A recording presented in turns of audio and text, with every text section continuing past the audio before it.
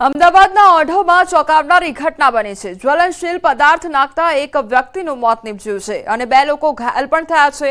કોઈ અજાણ્યા શખ્સે કેમિકલ જેવો પદાર્થ ફેંક્યો અને રૂમમાં સૂતા હતા તે સમયે ગઈકાલ રાત્રે આખો હુમલો કરવામાં આવ્યો હતો। 3 યુવકો પર જ્વલનશીલ પદાર્થ ફેંકી શખ્સો ફરાર થઈ ગયા હતા। ઓઢવ પોલીસે આ અંગે વધુ તપાસ હાથ ધરી છે। જે સસ્પેક્ટ આરોપી છે સસ્પેક્ટ આરોપી હાથમાં આવે ત્યારબાદ એની વધુ પૂછપરછ થશે। જે કેમિકલ છે કયા પ્રકારનું હતું, ક્યાંથી લાવેલું હતું, શું હતું, એના માટે એફએસએલની ટીમ બોલાવવામાં આવેલી છે। એફએસએલની ટીમ એનું પરીક્ષણ કરીને એ કેમિકલ કયા ટાઈપનું છે અને ક્યાંથી મળી શકે છે એ તમામ મુદ્દાની આમાં તપાસ કરવામાં આવશે।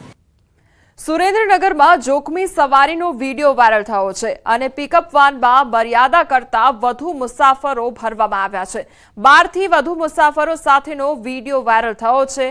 ચોટીલા નેશનલ હાઈવેનો વિડીયો હોવાનું અનુમાન લગાવવામાં આવી રહ્યું છે, જ્યાં પિકઅપ વાનમાં કેપેસિટી કરતા પણ વધારે લોકોને બેસાડવામાં આવ્યા છે। જીવના જોખમે લોકો દ્વારા મુસાફરી કરવામાં આવી રહી છે। કોઈપણ પ્રકારની જાનહાનિ સર્જાય તો તેમાં જવાબદાર કોણ? કારણ કે જે કેપેસિટી હોય છે તેના કરતા પણ વધુ મુસાફરોને ભરવામાં આવ્યા છે। તો પિકઅપ વાનના દ્રશ્યો સામે આવ્યા છે કે જ્યાં કેપેસિટી કરતા વધુ મુસાફરોને ઠસોઠસ ભરવામાં આવ્યા છે। જો કોઈ જાનમાલને નુકસાન પહોંચે તો તેના માટે જવાબદાર કોણ તે સવાલ ઉદ્ભવી રહ્યો છે।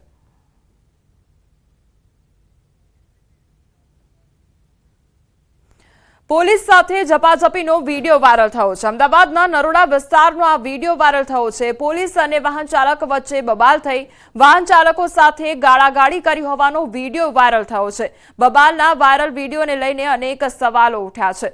તો પોલીસ વચ્ચે ઝપાઝપીનો આ મામલો સામે આવ્યો છે। પોલીસ સાથે ઝપાઝપીનો વિડીયો પણ વાયરલ થયો છે। નરોડા વિસ્તારની આ ઘટના કે જ્યાં ઝપાઝપીનો મામલો સામે આવ્યો છે। પોલીસ તેમજ વાહન ચાલક વચ્ચે બોલાચાલી થઈ હતી અને આખી ઘટનાનો વિડીયો વાયરલ થઈ રહ્યો છે।